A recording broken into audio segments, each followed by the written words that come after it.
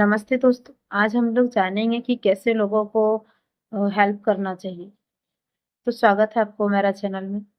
एक छोटा सा किसान था जो अपने खेत की ओर जा रहा था।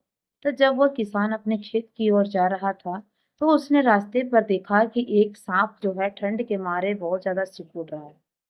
तो उस किसान को उस सांप पर दया आ गई। तो उस किसान ने सांप को अपने टोकरी पे रख लिया और टोकरी के ऊपर कुछ घास फूस डाल दिया ताकि सांप को कुछ गर्माहट महसूस हो और सांप जल्दी से ठीक हो जाए। तो कुछ समय के बाद बिल्कुल ऐसा ही हुआ। सांप को थोड़ा थोड़ा गर्मी महसूस होने लगा और वह सांप जो है चलने लगा। तो वह सांप टोकरी से निकल करके उस किसान को काट दिया, जिसके कारण से किसान जो है वह मरने की स्थिति में हो गया। तो मरते मरते वह किसान एक संदेशा दे गया कि दोस्तों, कभी भी ऐसे लोगों को हेल्प नहीं करना चाहिए जो उसका स्वभाव ही हो खराब। क्योंकि उसको कैसे भी मदद कर दो लेकिन उसका स्वभाव कभी भी चेंज नहीं हो सकता है। इसलिए दोस्तों, छोटी सी कहानी से हमें सीख मिलती है, फिर किसान के इस बिहेवियर से हमें सीख मिलता है कि स्वार्थी लोग जहाँ पर हैं, जैसे हैं, गंदे लोग जैसे हैं, उसको उसी जगह पर छोड़ देना चाहिए, उसको हेल्प नहीं करना चाहिए। बल्कि वह आपको नुकसान पहुंचा सकता है, वह कभी सुधर नहीं सकता और आपको गुण भी नहीं गा सकता। तो मैं उम्मीद करती हूँ कि आप स्वार्थी लोगों से दूर ही रहेंगे। तो दोस्तों ये दूसरा कहानी है कि एक गांव में एक रमेश और उसकी माँ रहती थी। रमेश ऑटो ड्राइवर था और वह कुछ पैसे कमा करके घर लाता था।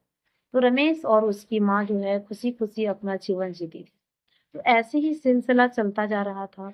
तो एक दिन रमेश की मौसी रमेश का घर आती है और अपनी बहन से यानी कि रमेश की माँ से कहती है कि क्यों नहीं रमेश का शादी कर दो, क्योंकि वह बड़ा हो गया है। तो रमेश की माँ भी सुनकर बहुत ज्यादा खुश होती है कि हाँ, तुम ठीक ही कर रही हो। तो तब से रमेश की मौसी जो है रमेश के लिए लड़की देखने लगती है कि इसकी शादी के लिए। लेकिन कुछ दिन के बाद रमेश को एक सोनम नाम की लड़की पसंद आ जाती है और कुछ दिनों में ही रमेश का विवाह जो है सोनम नाम की लड़की से हो जाता है। लेकिन इस बात से बेफिक्र थे सभी लोग कि सोनम जो है बहुत ज्यादा लालची लड़की है। तो जब सोनम जो है रमेश का घर आ जाती है तो वह रोज नए नए कपड़े और जेवर चाहती है। रोज वह महीना में लगभग 10 दिन वह किटी पार्टी में चली जाती है अपने दोस्तों के साथ। तो रमेश बोलता है कि सोनम, तुम इतनी फालतू पैसे खर्च क्यों करती हो? तुम्हें समझ होना चाहिए कि तुम्हारा पति जितना ही कमाता है उसी के अंडर में तुम अपनी जरूरतें पूरा करो। लेकिन सोनम एक नहीं सुनती है और जब भी उसके नए कपड़े अगर एक दो बार पुराने हो जाते हैं तो अपने पति के पैसे निकाल करके वो फिर से नए ड्रेस और गहने ले लेती है। तो एक दिन उसकी सासू माँ भी बोलती है कि बेटा ऐसा मत करो, ये गलत है। तो सोनम दोबारा अपनी सास को ही बोलती है कि माँ जी, आप तो बूढ़ी हो गई हैं, आप अपने गहनों का क्या करेंगे?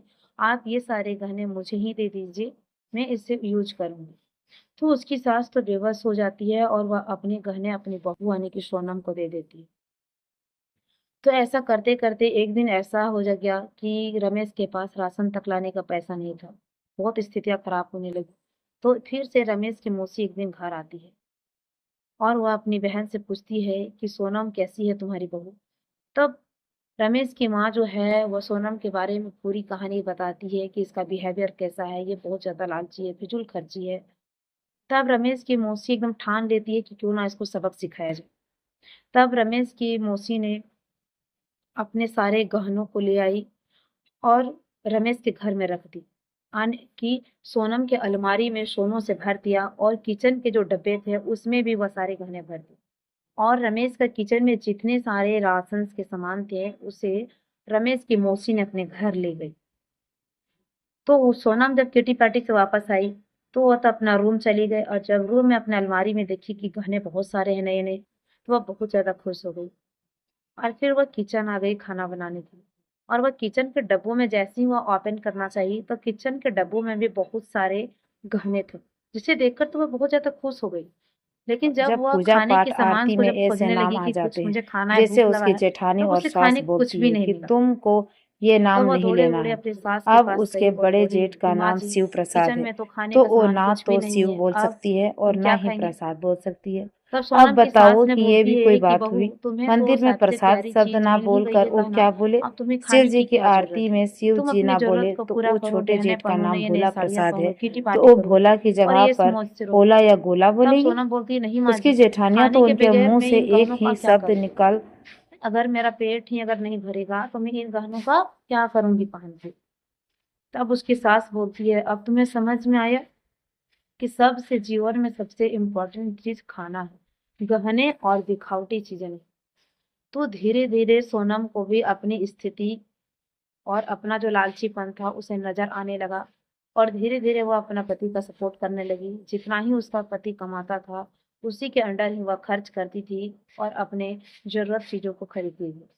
तो दोस्तों, ये रियल स्टोरी है, और इस स्टोरी से हम लोगों को सीख भी मिलती है कि हम लोगों को फिजूल खर्च नहीं करना चाहिए, खासकर घर की स्त्रियों को।